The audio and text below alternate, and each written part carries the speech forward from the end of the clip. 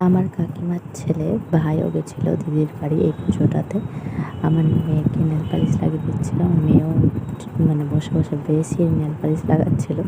এদিকে সেদিনকে ছিল খিচুড়ি উৎসব, মানে গ্রামের লোকেরা সবাই খিচুড়ি খেতে আসে এই পুজোতে। আমরাও সেখানে রেডি সেডি হয়ে চলে গেছিলাম। আমার মেয়ে প্রথমে দিদির সাথে একটু ঘুরে এলো ঠাকুর মন্দিরে, আর ওদের ঘরের ঠাকুরটাকে একটু দেখিয়ে দিই চলো। ওইটা ওদের নিত্য পূজা হয় আর কি, ওদের ঘরেরই মা কালী।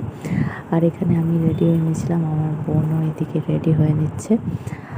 আর এখানে জানো তো সবথেকে ভালো লাগলো কি, পুরুলিয়ার মানুষও এখানে অনুষ্ঠান করতে যায়। সঞ্জয় সিং নামে একজন অনুষ্ঠান ওখানে করতে গেছিলো, নানান রকম গান করলো স্টেজে উঠে। আর এখানে আমরা সবাই গেছিলাম খিচুড়ি খেতে, ঠাকুরের খিচুড়ি খেতে খুবই ভালো লাগে। আর এখানে অনেকই ভিড় ছিল, বহু মানুষ এখানে খায়, আমরাও খাচ্ছিলাম। আর রাত্রেবেলায় অনুষ্ঠানও দেখতে গেছিলাম।